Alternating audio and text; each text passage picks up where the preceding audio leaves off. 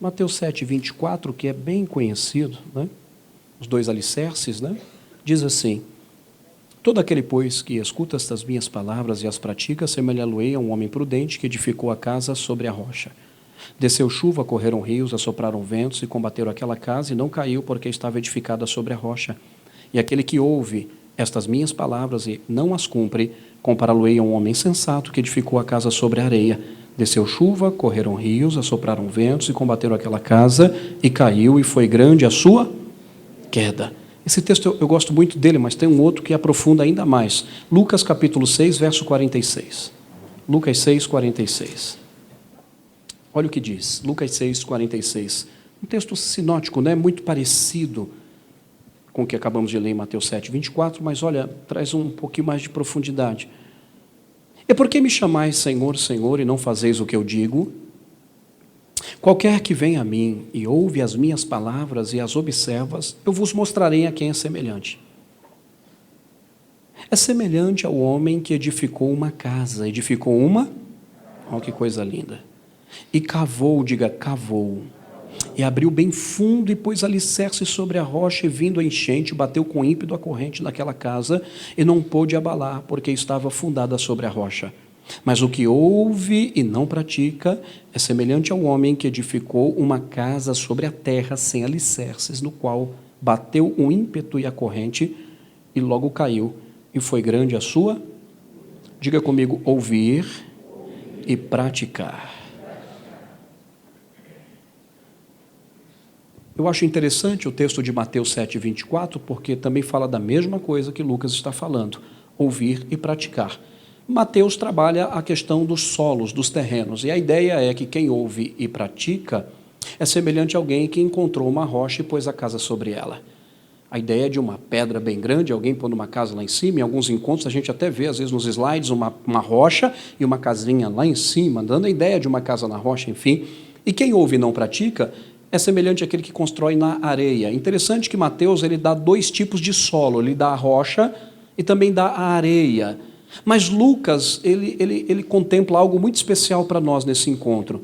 A oportunidade de Deus é para todos aqui, a bênção de Deus é para todos aqui, o agir de Deus é para todos aqui, o melhor de Deus é para todos aqui. Lucas me faz pensar assim porque ele diz, olha, vocês me chamam de Senhor, mas não faz o que eu digo.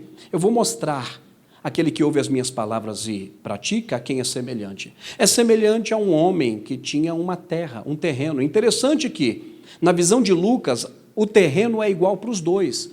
Lá não apresenta a figura da rocha e nem a figura da areia logo de cara. Não, é um terreno igual para todos. Aquele que obedece tem o seu terreno e aquele que não obedece também tem o seu terreno.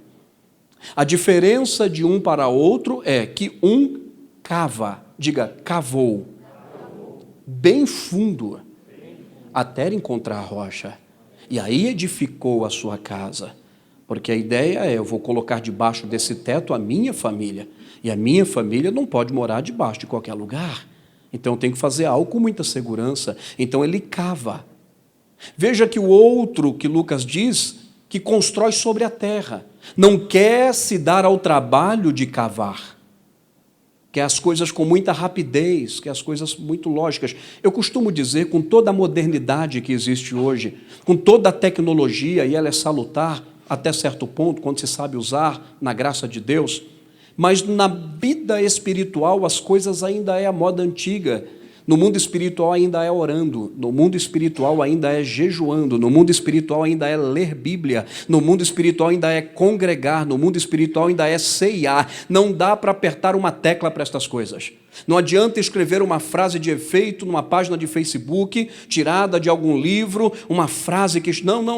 É até edifica de vez, mas não. O mundo espiritual ainda é da forma que o Senhor deixou para nós. Cavar, diga cavar.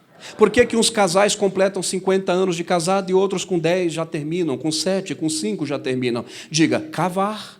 Olhe para alguém e diga, estou cavando. Há quantos anos você está cavando para edificar sua casa? Outros nem começam a cavar direito, já desistem. Talvez a diferença de quem fica firme e não fica firme está no cavar. Pastor, a diferença aqui deve ser esta. Uns oram, outros não oram. Uns lê, outros não lê. Uns congregam, outros não congregam. Outros levam a sério, outros não levam a sério. Uns dizem eu te amo, vai cultivando o sentimento dentro de casa. O outro é frio. A diferença nesta noite é apenas, diga, cavar. Então Jesus está dizendo que quem ouve a voz dele e pratica é como alguém que cava até encontrar a rocha. Enquanto não estiver firme, enquanto Deus não fizer a obra, enquanto não estiver transformado, enquanto não estiver liberto, enquanto não estiver abençoado, eu não paro de cavar.